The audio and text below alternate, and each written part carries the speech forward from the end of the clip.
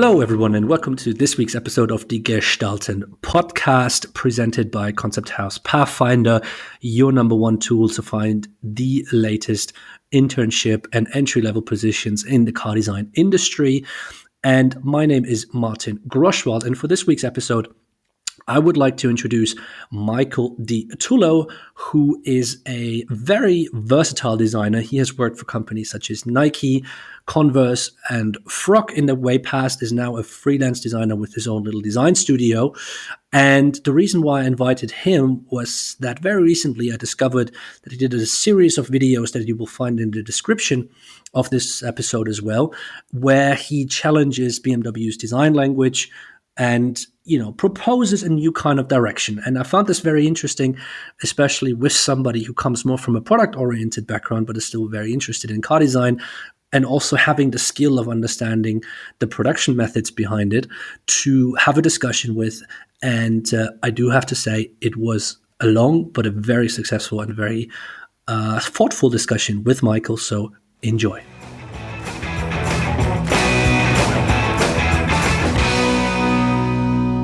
All right, Michael, welcome to the Gestalten podcast. Pleasure to have you in this episode, and I hope all is well in the US for you. Yeah, thanks so much for having me. I really appreciate it. I'm really excited to be on, and all things considering, in the crazy times we're in, things are good for us. So good. So to give the listeners a little bit of a background, I recently reached out to you because I saw this video where you are discussing a BMW, and where you very politely but still with a lot of knowledge from your side dissect its new front and make a new front out of it, where you personally think this is the direction that BMW should go towards. And I saw this and I was like, this is very interesting because you're not this kind of typical car designer. You are someone who comes from a different background, more product-oriented, has worked for a number of different companies in the past. So let me start the podcast with that one question.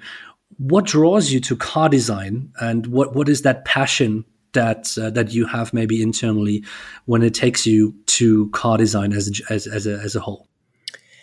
That's a great question to start here. I think for many of us that love cars, for me, it was at a young age. I think I was growing up in the suburbs outside of New York City, and so a car was freedom, right? A car was about, can I get somewhere and be with my friends? And that feeling of like, I couldn't wait until my 16th birthday, which in the US is when you can get a driver's license. And I mean, I was ready that day to go take my test.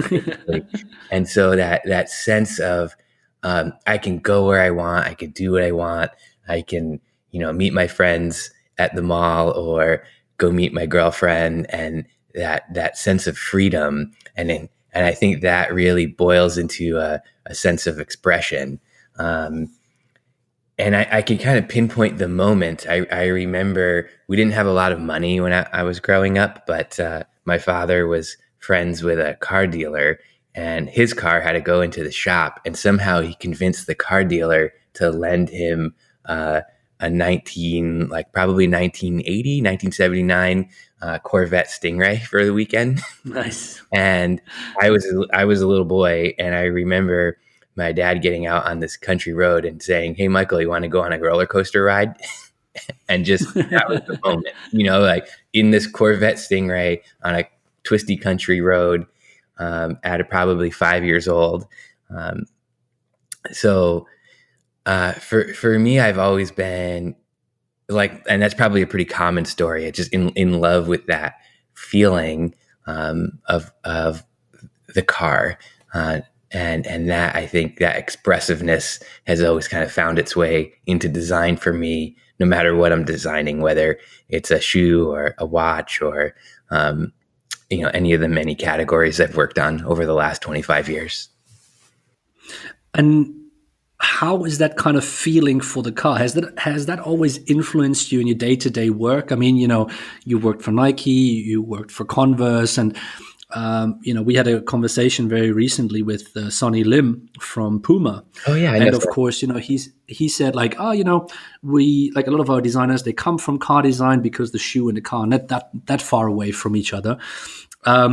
Was that all something that you had in your mind, back then in the early 2000s and mid 2000s, where, hey, the car and the shoe is not that far away from each other? Did it influence you? Did it inspire you? Or how was this, how did the car world be a day-to-day part of your life?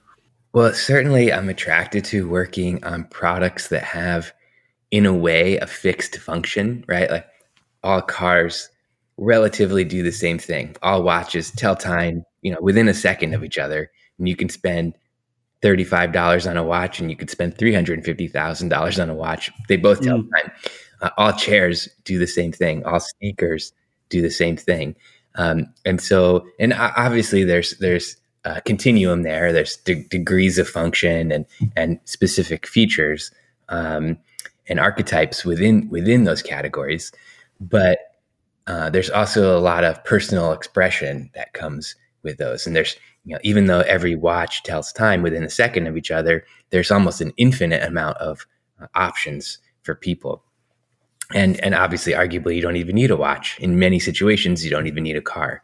So, I think I gravitate towards those things. And then, as a kid growing up in the 80s, I think footwear was my other love. I loved Jordans. I loved the Nike Huarache series in the 90s. And when I was in school, in my senior year of design school, I had two sponsored projects. One was for Nissan, the other was for Nike. And I think that's when I really caught the footwear bug. And I think the other interesting thing about designing footwear, obviously, again, all the expressiveness of a car, but somebody can own 3, 5, 10, 15, 20 pairs, right? So you can take more risk because it's not their only pair of shoes, right? Whereas, if somebody is going to buy a Ford Fiesta, it's like, that's their car and it has to be very functional. And then the other interesting thing about footwear is that largely still to this day, one designer designs a shoe. And at Nike, it was pretty common for a designer to design 6 new shoes a year. And my average was more like 9 to 12. So there's just so much opportunity to fail and learn and make new things. And there's appetite on the part of the organization to take risk because there's so many models, especially when I was a designer in Jordan, where, that brand is known for putting out shoes that sometimes people don't like initially, but because they're so far on the edge, and then over time they become classics. It's interesting that you mentioned obviously the Jordan brand into that, because I, and as probably as many other of our listeners, have watched the Netflix series Abstract. Yeah. And there is this episode which is on Tinker Hatfield. Mm-hmm. And I think, even if people don't know the shoe world, one can say that Tinker Hatfield was the guy who brought Jordan into play. He designed the shoes with Michael Jordan back in the day and kind of established that brand with him and within Nike, of course, as well. So do you think is when you work on such a brand, and this could be like a Jordan brand, it's such a strong name, it could be a car brand.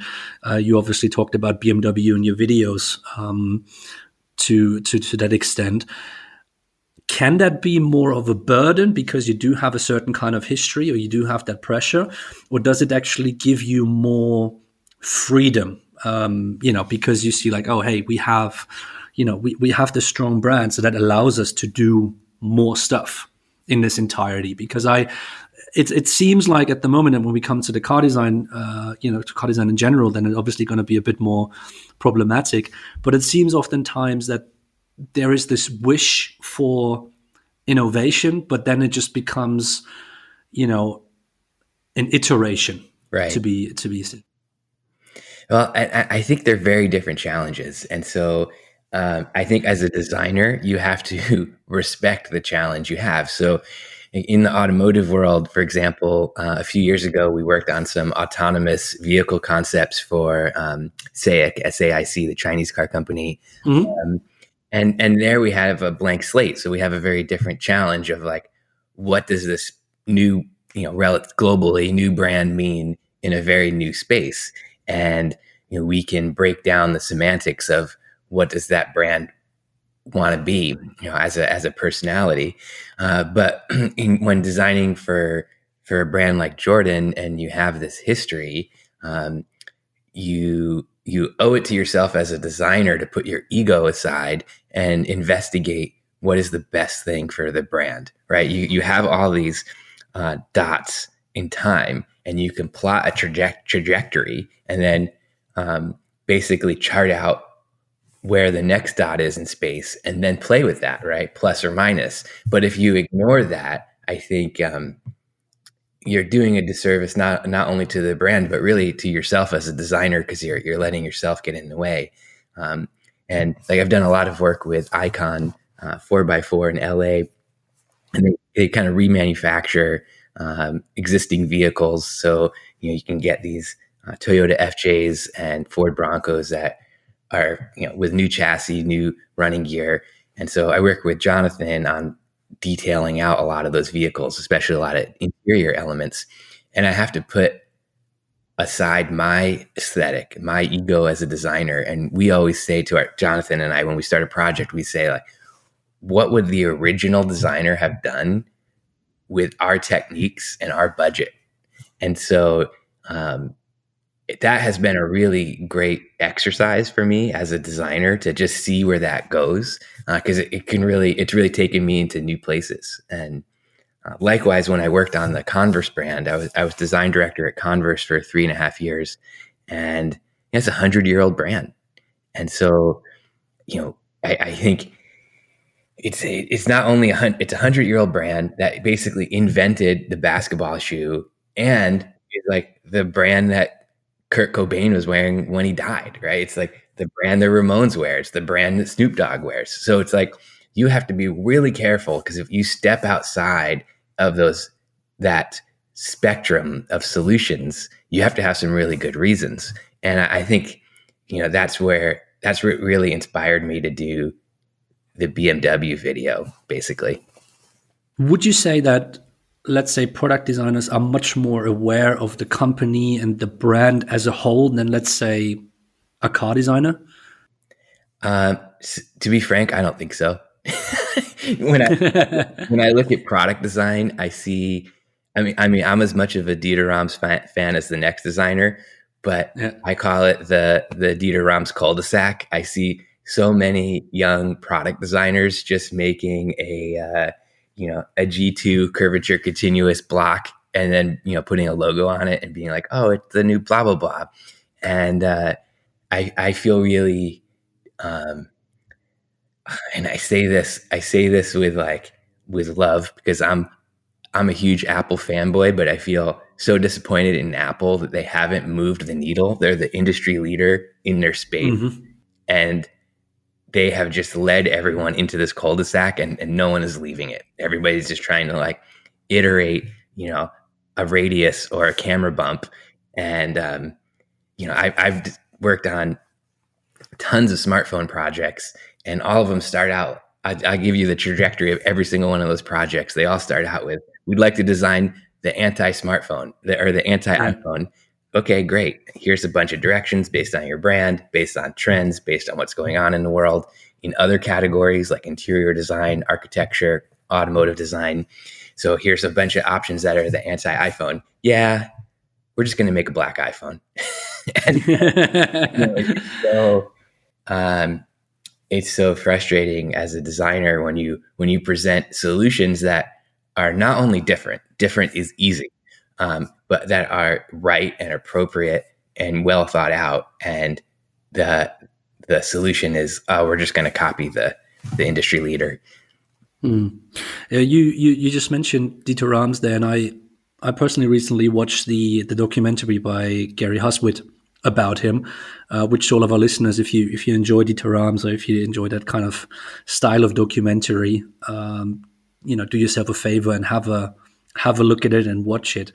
But Dieter Rams, like, what you really learned from that documentary is he was extremely stubborn on one on the one hand, but he always came in and said, like, if we follow through a design language, no matter what, then of course we will succeed. So he was not about this idea of changing everything just for the sake of changing it, but he was about evolution. He was about the occasional revolution. And it's almost like when Chris Bangle said, like, you need to have a revolutionary phase, then you have the evolutionary phase, and then you start all over again. Right. And this almost goes back to what Rams has done as well, and like his 10 points of design and thesis of design include that, of course, as well. But I think this is the big difference. It's like you have these guys, and now with Johnny Ive obviously having left Apple, it's going to be interesting to see what they have done. But they were following principles.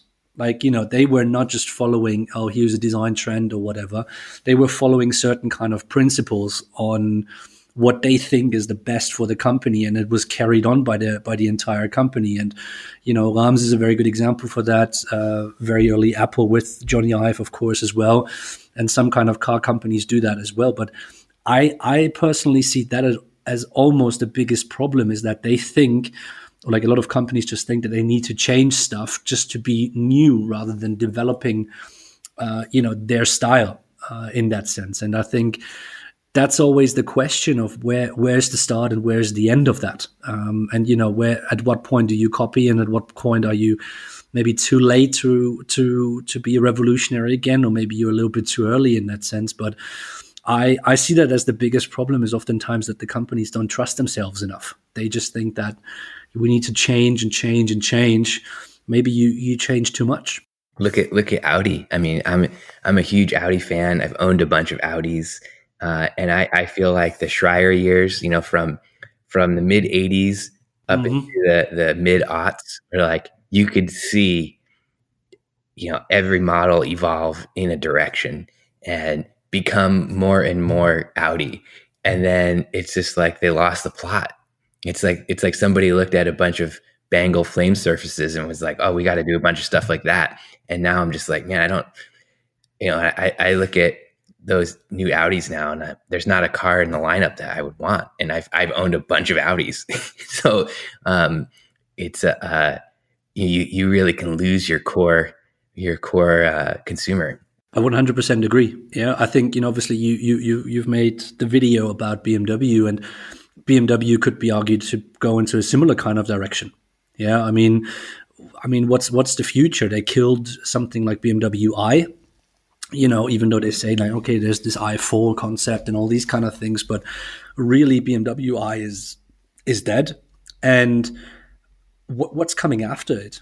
It's the same with Audi. I mean, what is it now? Is it just a big grille? Is it just being aggressive? Is it what they would call sporty? Is it still the logo or the theme of Vorsprung durch Technik, like advancement through technology? I don't know. I have a little bit of a feeling that we happen to be in this kind of age of consumer design.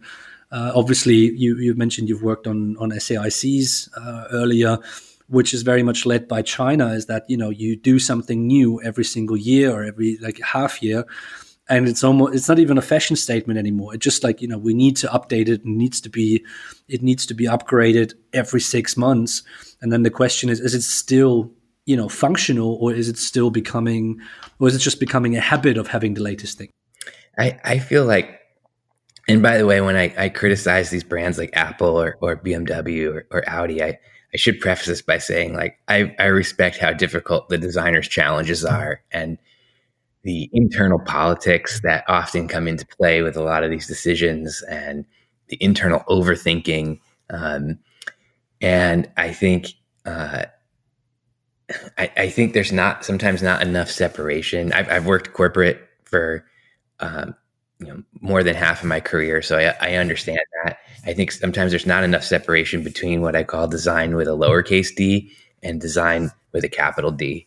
And design with a lowercase d, I define as, it's like what's the CMF, what's this shape doing, what's this cross section, and those are all important decisions.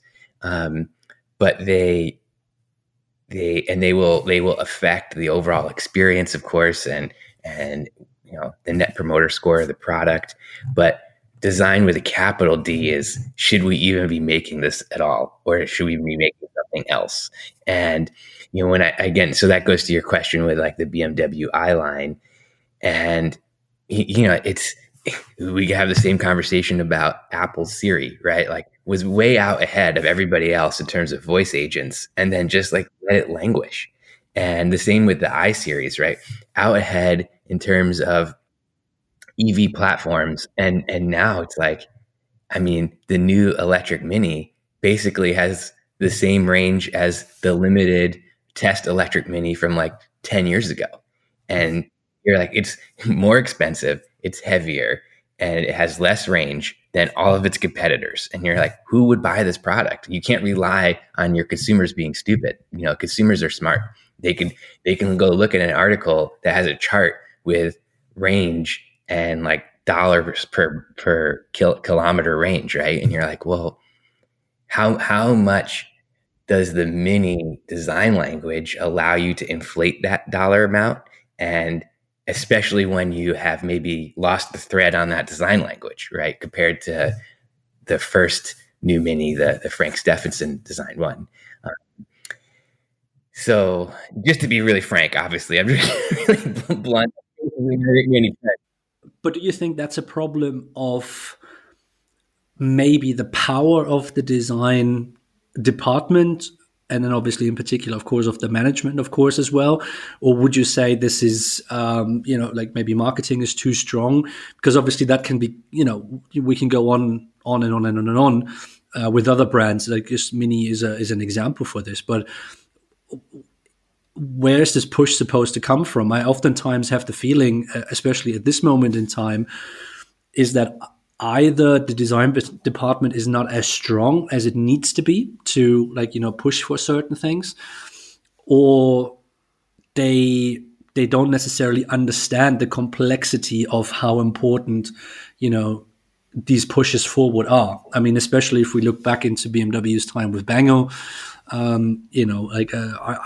just couldn't imagine that something like a Gina concept would be able to come out of BMW as a group nowadays, because it seems a little bit just like, I don't know, maybe just design is not as powerful within the group anymore.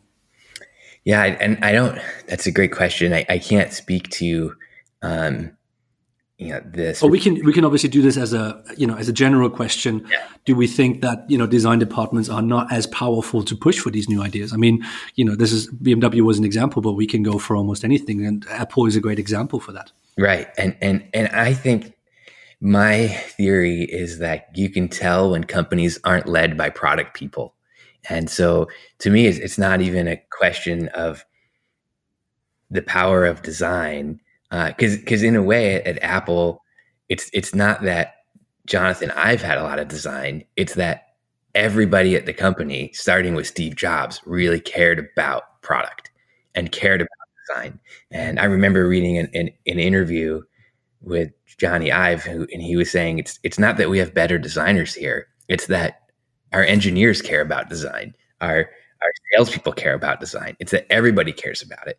And so to me, it's not about a struggle or internal power as much as everybody really wanting to make the right product. And I've worked in companies where there's product planners and product managers who didn't really know that much about the product and didn't have a passion for it. And so if you don't have a passion for it, if it's just a widget, that's how you end up with products that don't have relevant features, specs. They're not the right thing to make, because by the time, especially in car design, as you know, by the time it gets to the designer, a lot of those decisions are effectively made, right? Like, you already know how much the steering wheel needs to cost. And so if somebody's not aware, isn't passionate about the industry, and isn't seeing where all these different trends in interior design are going, and how companies are putting much more into that,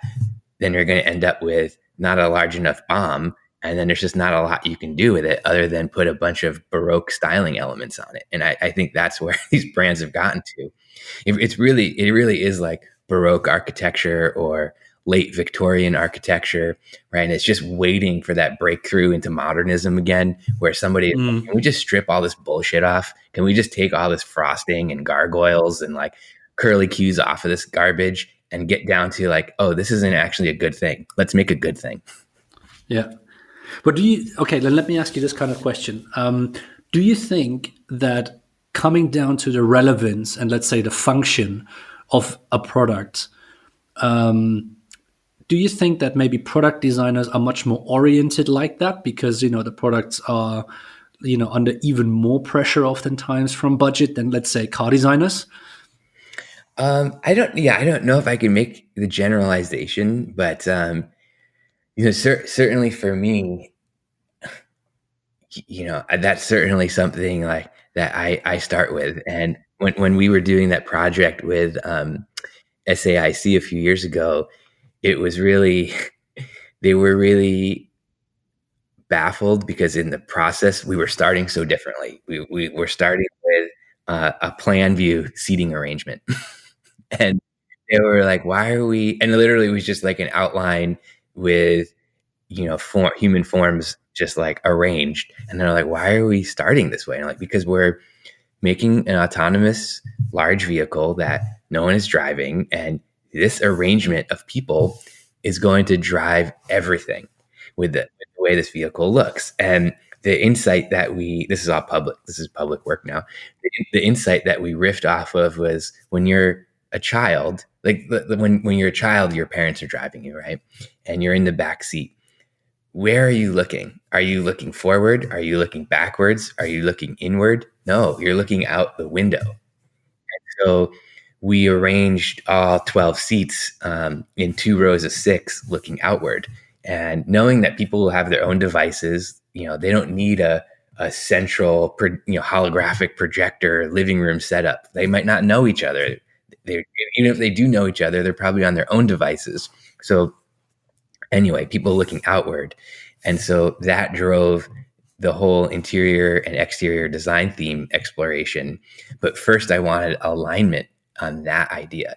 And so I guess just taking I think it's time for designers to really question the process. It's that Albert Einstein quote of, insanity is doing the same thing over and over again and getting different results. Well, if car design is always following the same process where the product planners come down from on high and tell you everything, and then you just, wrap a few different millimeters of lines over it, well, you're going to end up with these more and more Baroque, over-decorated things because that's the only thing the designer can affect. I mean, this is like, if you look into car design in particular, there's this, let's say, complaint about car designers, when it comes to engineers. And they always say, oh, the engineers always tell us, we've always done it like that, so we're going to do it again. Right. Because it works.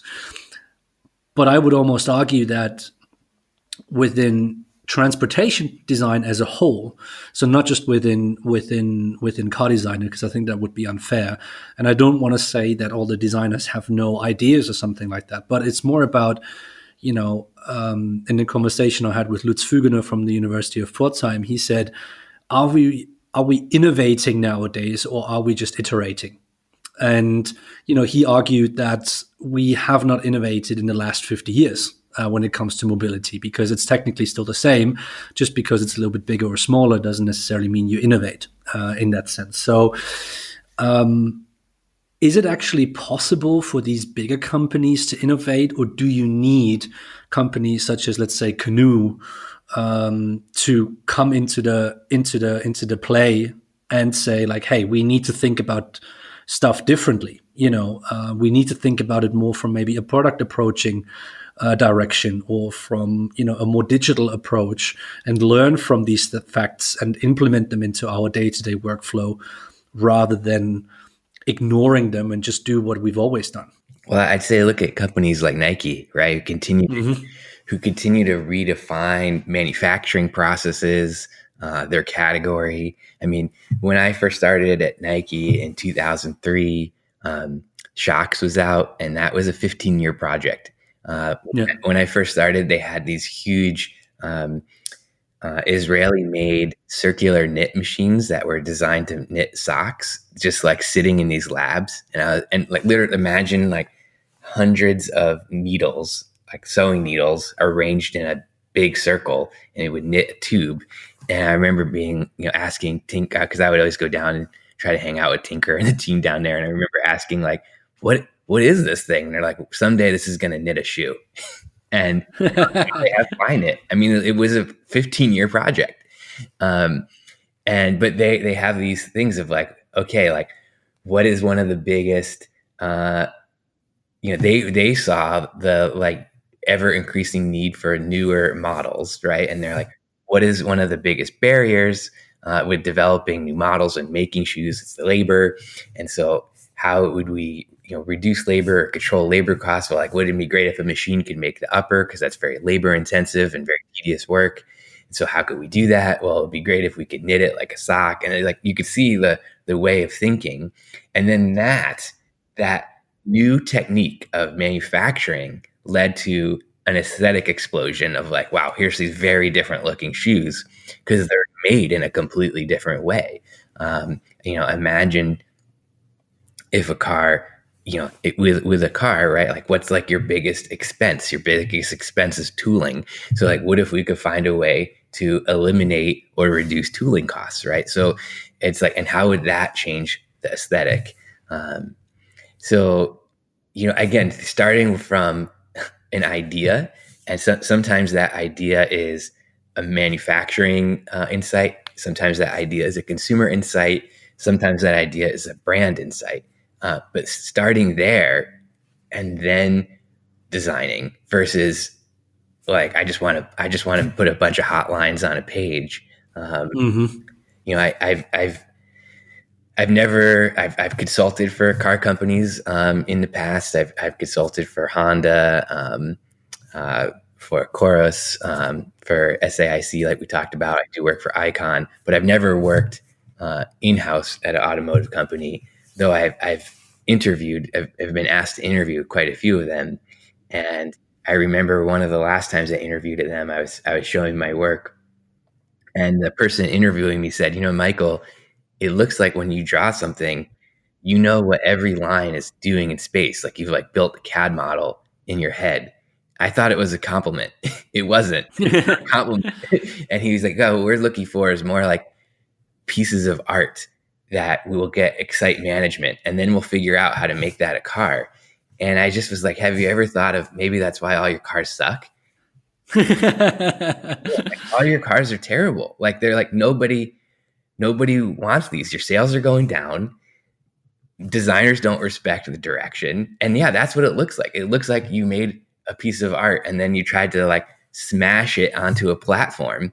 And when I look at all the cars that we love, they weren't designed that way. Like you think if even look at like a Mark III Golf, right? And you're like, man, that thing is like to the millimeter quite perfect. And the Mark IV, and it's like, I feel like those products were designed with the package in mind, and it shows. From my experience, this is the biggest, let's not say issue, but the biggest drawback the car industry actually has, is this kind of question of, are we building art or are we doing design in that sense? I think the industries such as the shoe industry, and I had this conversation obviously with Sonny as well, and with a bunch of other people, they always say we're not in this to make it an art. We're in this because we're being paid that this is going to sell at some point. So we have to have an idea about what's going on at the moment. We have to have an idea about manufacturing processes, because we might only be able to do a shoe for like $200, $300, $400, a very limited edition, because then that's being bought out. And that's for me always the question about designers nowadays. I oftentimes have the feeling these guys who think more in the product world, they understand how the entire business runs, whereas the car guys are almost happy just like, oh, let's make a beautiful picture. Almost like what you just mentioned as well.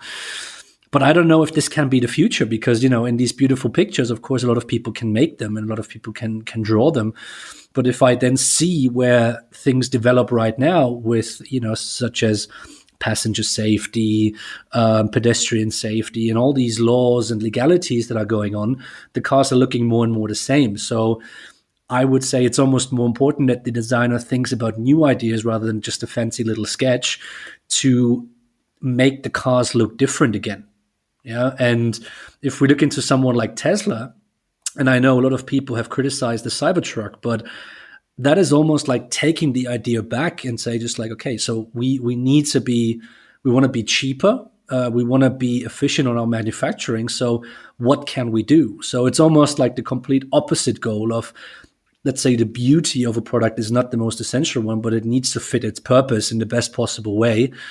And it's almost like it's a very refreshing point of view to do something like that. And obviously it gets a lot of criticism from the general car industry. And I had a little bit of the feeling that the car guys said like, oh, this is terrible. And a lot of the product guys, industrial designers said like, this is actually like, it's just a bigger industrial product, or like a product design. So what's wrong with it? Mm-hmm. I think they're both right in that I feel like I what I love about it is that, like we talked about, they started with a manufacturing process, and let that lead them. So I think that led to, because they have they took a different approach, it led to a different result. And I think that was great. I think also it was great that it was so provocative in a way that energized and got so many people talking about design. So I love those two things about it. On the flip side, I don't feel like it was the right thing for the brand, and I don't think it's the right thing for the future. Like, to me, that should have been like maybe a starting point to be like, okay, that shouldn't have, to me, it wouldn't have been, if I was head of design there, it wouldn't have been what I showed. It would have been the starting point to like, okay, now let's design it again. Because I feel like, to me, it's like, feels very much like, I don't know, the only way I can describe it is like, it's like the aesthetic of evil, like it looks very apocalyptic. It looks like, looks like Darth Vader's shuttlecraft, but in a vehicle form. And I don't think that's not what I want to see as a vision for the future right now, when we're dealing with these countries becoming more nationalistic and more authoritarian, and global pandemics, and the world is scary enough. I don't need this like ballistic tech bro thing rolling to Starbucks, But I do appreciate the first half of that. So. Well, yeah. And then on the other hand, I think, you've mentioned something interesting now when it comes to the brand. Just imagine, somebody like Hummer or Jeep, or, even Mercedes with the G-Wagon would have come up with this, where there's a certain, let's say, simplicity to the products in general, so you can say, well, maybe for a company like that, it would have worked out. You can also say you have I don't know if you know this car, is the Rezvani tank, yes, which is this massive kind of, it's not called, tank just for fun. It really looks like a tank on wheels. But these kind of cars make a lot of sense for that. That's why I was thinking about the Hummer as well, for something like that. And I think with Tesla, it's a little bit of just like, look, we don't care that much of like what we are, right, in that sense. We're just here for a bigger purpose, and not just for, like this car needs to be looking beautiful or something like that. And that's what I find interesting. It's challenging about what is it that the product is actually all about. Yeah. And I think for me, had they not had previous vehicles, I'd probably be more on board with it. But I always thought that their design philosophy was somewhat genius, like in terms of going back to the Model S, Um, and that was like, they just built a beautiful fastback sedan, right? It's like, and I remember, so the last corporation I worked for was a company named Sound United. I was chief design officer there. They own a bunch of audio brands like Polk, Denon, Marantz. And the first CEO that I worked for there, he was, not particularly, he wasn't an environmentalist by any stretch of the Hmm. imagination, but he got a Model S as soon as he could because he just thought it was a beautiful car. And then, then he saw his electric bill going up. So he built this huge solar array on his house. And he's like, I'm like the most green person I know. And, like I thought, like tricked rich people into being environmental. And, Yeah. and I thought that was freaking brilliant just by making a they took car design of like making just something pretty and like turned it in on itself. And I thought that was a really cool inversion. And I know a lot of my friends who are in car design are super critical of the Model 3, but it Hmm. looks good. I mean, I think the front end of it is awesome. Um, I love how little meat there is over the wheelhouses. Like, yeah, it's a little maybe uh, ungainly towards the back, and it kills me that it doesn't have a hatchback the way the Model S does. That they made I think a somewhat maybe egotistical decision to have a solid piece of glass, just to say they had the biggest piece of glass in production and got rid of a great feature, which is a huge trunk opening, which is actually fun. I probably would own it if it had that more functional trunk opening. Um, and they were obviously quite polarizing on the interior. I mean, the fit and finish maybe could be better, and some of the detailing could be better in there, but just the architecture of the interior is quite unique, obviously, producty. So I don't know. To me, I felt like they were on a roll with the Model S and the Model 3. We'll skip over the X. Um, and maybe that's just what they'll do. Every other one will be kind of like a hit. But uh, anyway, like I said, I do respect the courage. I mean, it's just like utter bravery it took to launch that thing and take such a different approach. When we stick to the car industry, which kind of car brand do you think, and as maybe like a personal project or something like that, would you love to go to and just try to, push for a turnover, like, push for a change, maybe go back to basics, or, change something completely? I mean, obviously you did these videos on BMW, and we'll link them into the description of the podcast as well. But is there any kind of brand is where you say, like, I think they really do need a little bit of a change in terms of what they're doing, not necessarily because they're doing bad work, but it's just like, something just needs to change. Well, I'm sure you could probably tell, like I'm a huge brand geek. I think I definitely have a little bit of a marketing brain, and I love thinking about the history of a brand. And when I design something, it's like I'm almost thinking of what would the commercial be for that thing? What would be the advertisement? And I almost like work backwards a little bit. Um, and so, and I think that's why, even though I've never been a BMW owner, obviously have a huge respect for the brand. And I've always kind of loved what it stood for. And so, I think uh, I'm I post a lot on this designer forum, got the core77.com forum, and there's literally a 150 page discussion back and forth between designers called "What is BMW doing?" And that's what finally, after seeing like one concept car too many and like the new i4 concept, I was like, oh my god, I just can't resist it anymore. I don't want to criticize, but I was just like, I just want to show what a different approach would be.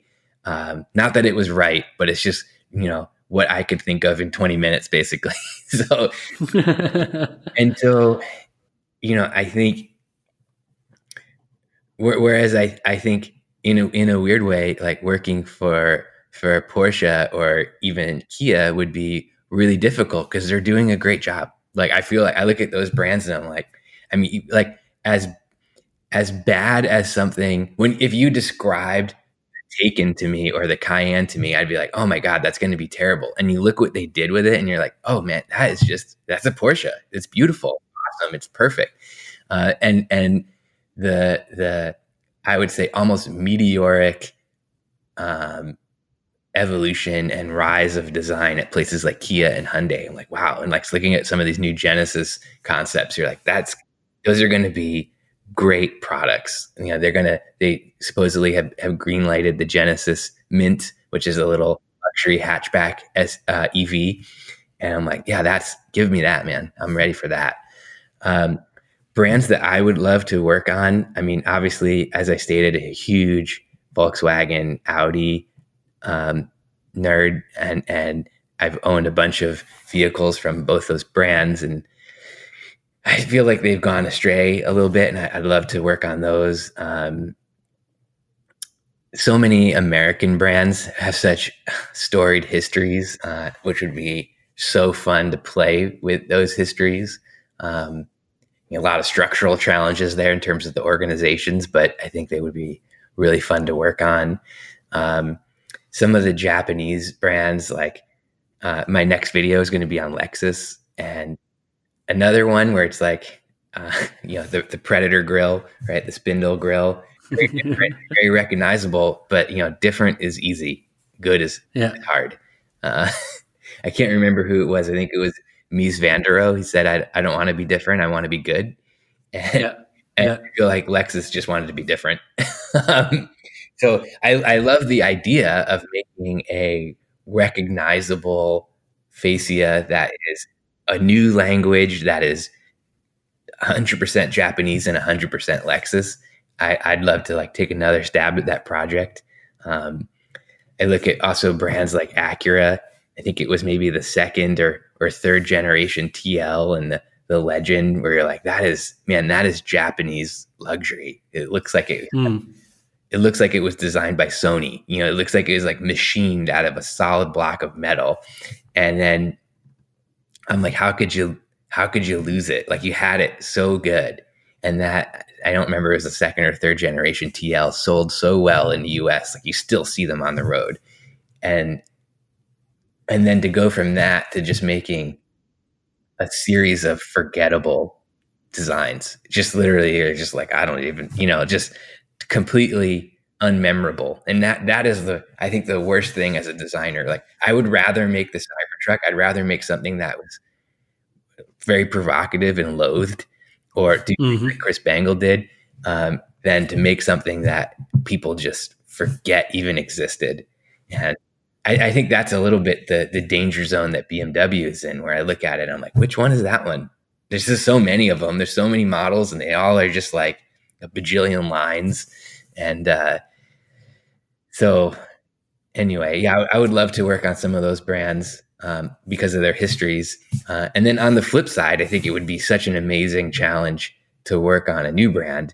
Like, look at like what Arrival has done with delivery vehicles. You're like, man, that thing is freaking cool. Like, that looks like an EV delivery truck. Like, if I just, close my eyes and so you said, draw the first thing in your mind that's an EV delivery truck, that's like the archetype of it. And I feel like they nailed it.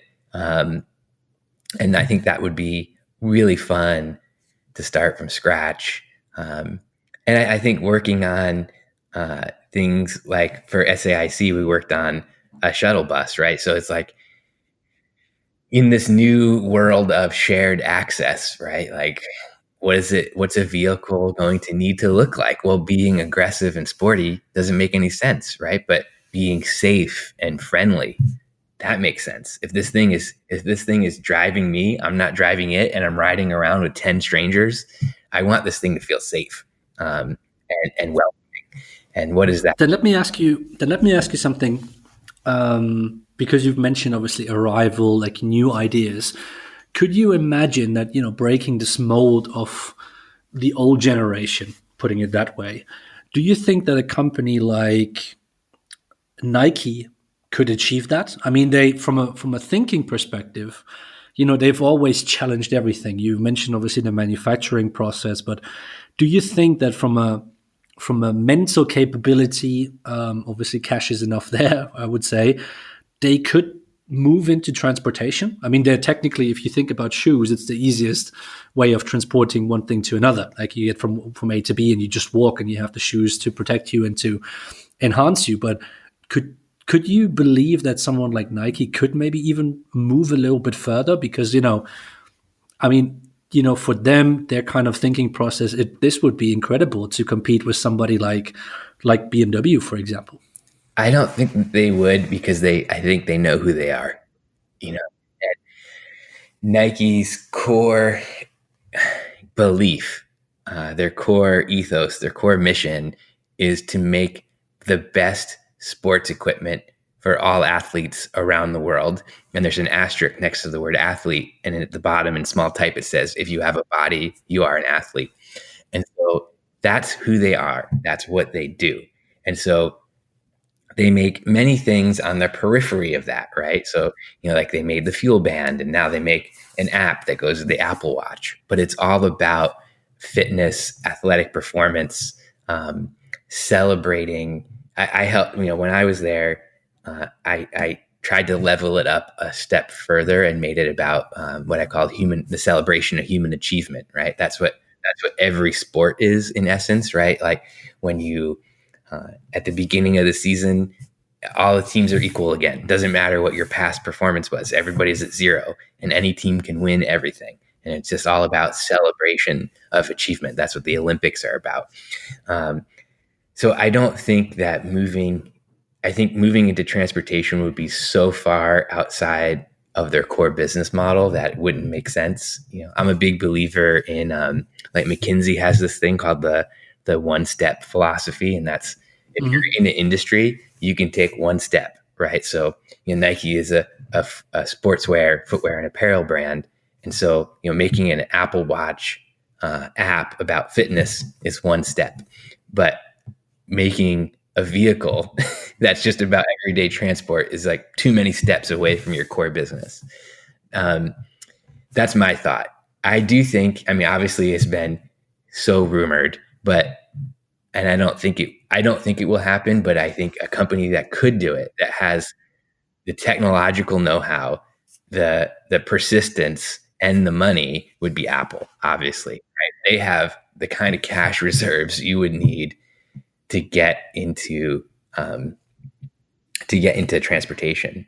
I think even just the legal aspects would be a issue for a company like Nike. Like in their what they make, there's not a ton of regulations, right? But now getting into this industry where there's not only so many government regulations, but every region has different regulations. I think it would go against their guerrilla spirit. But I think a company like Apple that already has to deal with those kinds of things, and obviously is already making products that help you navigate, that help, they're already bringing 90% of the infotainment into the vehicle. Could they make the next logical extension, which would be the vehicle itself? Well, or at least the interior that comes with it. I think, what as a kind of a thought exercise, and I'm thinking about this quite regularly actually, is like, how can these companies, elevate the thought process of traditional car manufacturers, for example. Apple is obviously on that list. We're not talking about necessarily the entire vehicle, but if you're in the infotainment system, you can go in and say just like, okay, so what could be an interior like? And I think this kind of exchange is something that I find so interesting, but at the same time, it's not necessarily happening. It almost feels like it's being, like the people avoid for something like this to happen. Interestingly, and even somebody like Nike, if you think about it, as buses and stuff like that, it's just like, what would be if you have a bus, for athletes or something like that, coming from a stadium to somewhere else or something like that.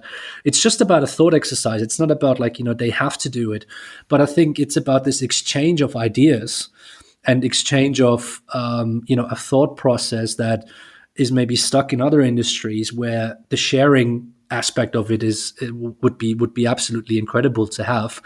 And unfortunately, I just don't see that happen, even though it would be so great for a lot of people, especially with these kind of thought process leaders, such as, let's say, Nike. In that sense, you can obviously name Adidas for there as well.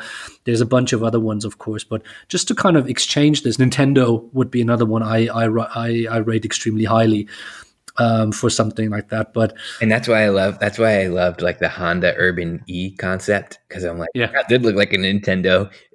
Like it looked like you took like a 1970s Honda Civic and ran it through a Nintendo filter, and I freaking loved that concept. And I was just like, that's to me. Um, I just like I have a really nice model of that concept on my desk here, and yeah, me too.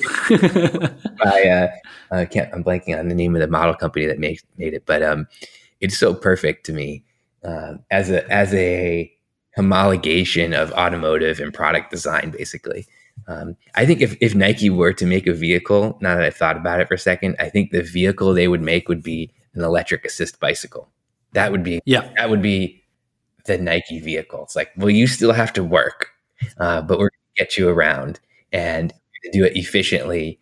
And it's going to be about an individual getting around. And it would be, I mean, when I was there, I mean, I was really, they've never made a Nike bicycle. And it just seems like it would be that to me would be a one step, right? So exactly. That I mean, you could go into the bicycle area. You could go into nowadays these scooters, that you have with these sharing services and stuff like that. I mean, it's not that far away from each other. I would just sometimes hope that, not obviously putting pressure on Nike and all these kind of companies, but it almost needs their kind of involvement and the way of their thought process to push these more established companies into this new level. Because otherwise, where is the push coming from? It doesn't seem that the car industry can do these pushes anymore because they're so regulated, of course, and it needs to be kind of attracted by someone else or somebody who's not afraid of doing certain kind of things, and who better than a company that maybe doesn't come from that kind of perspective. And even if it just means that it's about an interior, I mean, Apple could easily go to BMW and say like, hey, you do your 5 Series, 7 Series exterior, but we build Apple interiors in that sense. I mean, there's no one that holds them back of doing this nowadays. It's possible. It's feasible in that sense, of course, as well. But most importantly, I think it's not going to happen because maybe there's a little bit of difference in terms of thinking, like what is the best way to do it. look at like I really like that the VW Up doesn't even, I don't think it even has a screen, right? It's just like Yeah, for your phone. yeah. And to me, when I remember when I was at Frog, Audi came to us to do a HMI project. We didn't get the project, but they're like, we want to make the best, HMI in the car industry. And I was like, it's the wrong question. I'm like, what do you mean it's the wrong question? I'm like, well, you can make the best HMI in the automotive industry and still have the worst digital experience in someone's life, because the best digital experience in their life is their smartphone, and that software changes. It could change every day if Apple wanted it. And so until you can do over the air updates, and until you take a really digital approach to this as a product, you'll never have the best HMI in someone's life. And I was like, I don't want you to have a HMI. All I want, this was before CarPlay. All I want is my phone display to be on the screen. And we did remember when, I mean, it was in the 90s when aftermarket car radios had removable faces, and we did a concept for another brand that was basically that, where it was a magnetized HMI, and it would just the smartphone big magnet to it, because we're like, smartphones are getting bigger, they're getting more capable. And yeah, they were, like you said, they were horrified that they would cede control of that. But I was like, that's just what people want. That's what I want. Your systems to get out of my way so that I can get to the thing that I know how to use, and that is great. And I think there's really smart talented people in car companies. There's a lot of great designers out there. And my challenge to those organizations would be to let your designers free, let them design, let them lead you, and have the courage to take a risk, because really the biggest risk that any business can take is not taking a risk. That is at best a 2 to 3% gain, and at worst total failure. Whereas I feel like consumers are looking for brands that try things, and I think that's why Tesla has been so successful. I mean, I remember, at Nike we used to say we don't have consumers, we have believers, and I feel like Apple is like that, right? They don't the people that buy Apple products believe in the company, and all of my friends that own Teslas, it's like, it doesn't matter that the bumpers fall off or there's like huge panel gaps. Like, I point out all these things. They just don't care. They just believe in that brand, and they feel in their deepest of like their hearts that their purchase is helping the future come sooner. And, do people feel that way when they buy a Honda or a BMW or a Volkswagen? I don't think so. 100% agree, and I think there's I'm getting quite a bit of stick for that as well, because I'm a massive sports fan, and if you look into Tesla, if you look into Apple and Nike to a certain degree, of course, as well, these are companies that are almost much more like sports clubs. It's almost like not explainable why you like this club, but it's almost unconditional as well. You keep on following it, even if there's a bad experience, and if you over here in Europe, your team gets relegated, and you go through some tough times, but there's always something that goes with that. And I think there's obviously Alpha, Aston Martin, those kind of companies where the people have this affiliation for the brand, and like this, it's almost like a love that comes with it, which is an explanation that is very difficult to just kind of put into numbers, but it's just something that there's something much deeper than that. It's really this fandom, and it's almost like this higher level of belief that this company or this team or whatever sports club will make it. And this is, I think, really interesting, because a lot of designers in particular don't necessarily like sports. And the funny thing is, the people that do or have an understanding for it understand the importance of the design and the brand to a much higher extent, because if you have this affiliation with any kind of sport, or even like a person that plays a sport, that you can feel for, you understand what you're working for, because then you want your product to be felt in exactly the same way as well. Yeah. And I think, as I'm going to go out on a limb, and it might sound ridiculous, but I think the brand that will be that next brand in the automotive world, I think, as what I'm seeing right now, I think will be Kia. And it's almost unthinkable 10 years ago. But even, obviously being a car guy, a lot of friends ask me for recommendations. And if a friend is asking me, what he should buy, and he's thinking about a BMW 5 Series or a Dodge Charger, I'm like, go buy a Kia Stinger. Yeah. These guys made the coolest rear-wheel drive full-size sedan, and it's from a Korean company, and it's like packed with tech. It's packed with features. It's a cool design, super distinctive, and it's fast. So to me, I think that when brands do things like that, that signals to me, oh, the people that work for this company care about cars. They care about the product they're making. So I'm very excited to see what they do going forward. And I think they've recruited a lot of really talented people from BMW, from Audi. Like, you look at the roster of people that work there, again, to your sports team analogies, right? It's like, and your favorite athletes all go to a different team, and you're like, oh boy, that team's going to be good.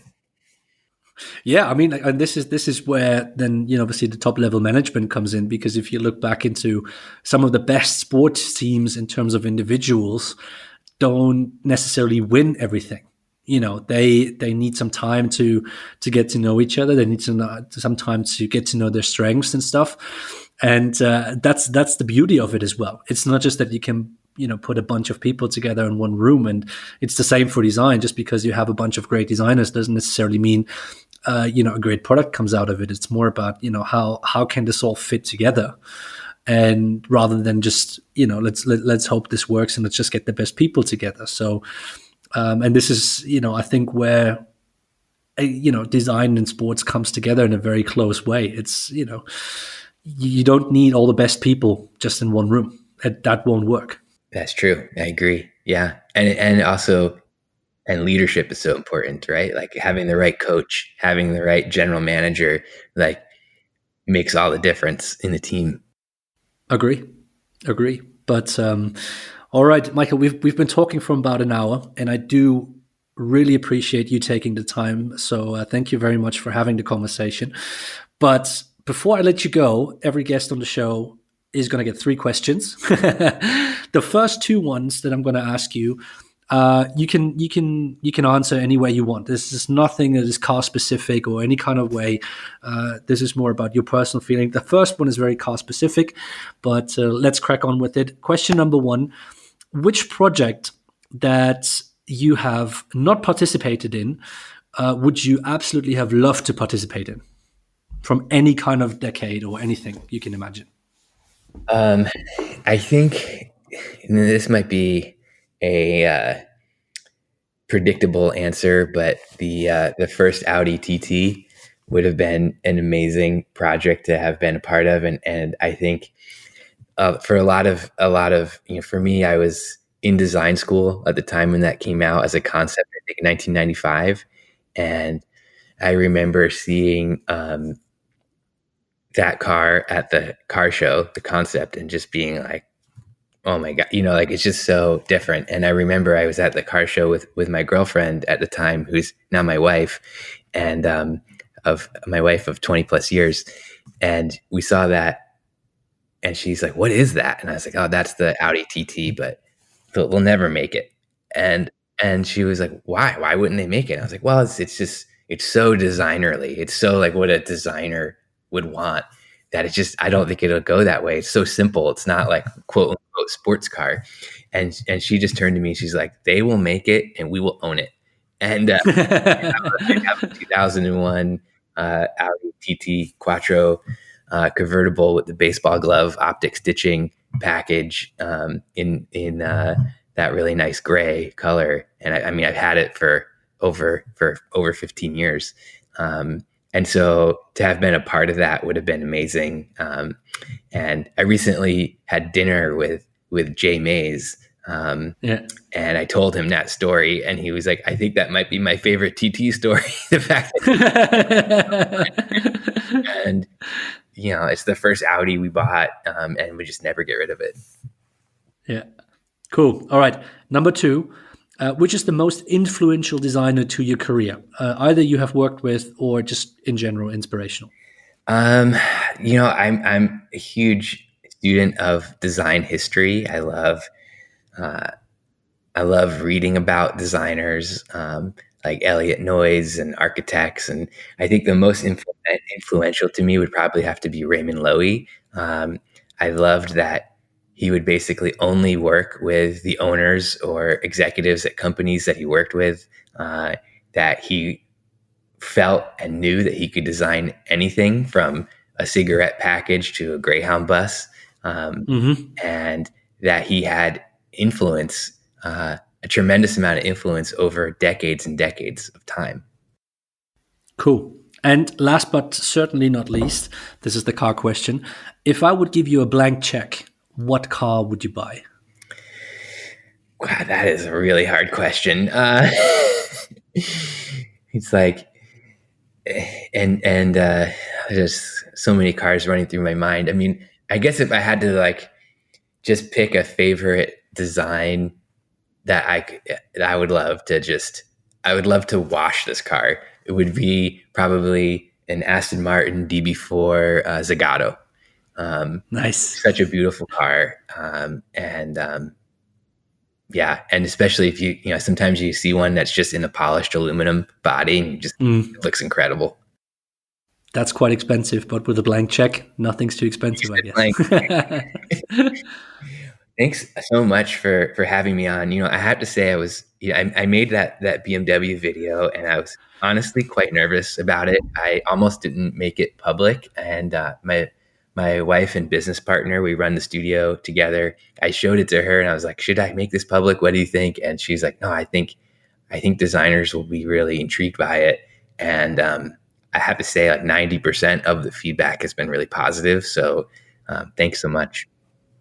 Obviously, I saw it as well, and I want to say, like the reason why we do these podcasts, and also like why I appreciate the video that you did so much is it's okay to not like everything, but as long as you talk about it, as long as you show how you maybe would do things a little bit differently, and that you have your own solutions to it, I think that shows other designers, young and old, it's not just about the idea of criticizing. It's more about just like, hey, how can we do things differently? How can we think about things a little bit differently, and why is it that important? And that was the point for me, is where I said, like, I think, having these conversations also with you, of course, on the podcast is so important to the people that, it's okay to not like everything. We're in a business where, people like it or people don't like it. It's, we cannot change that. It's just the way it is. But we should talk about these things. And that's why I do very much appreciate you taking the time, being so open with us about everything that you've explained and shared with us. So a massive thank you to you, Mike. I do appreciate all the time you took this morning. Yeah, thank you, and stay safe. It's a pleasure to speak with you. Hopefully we'll do it again sometime. All right, thank you very much.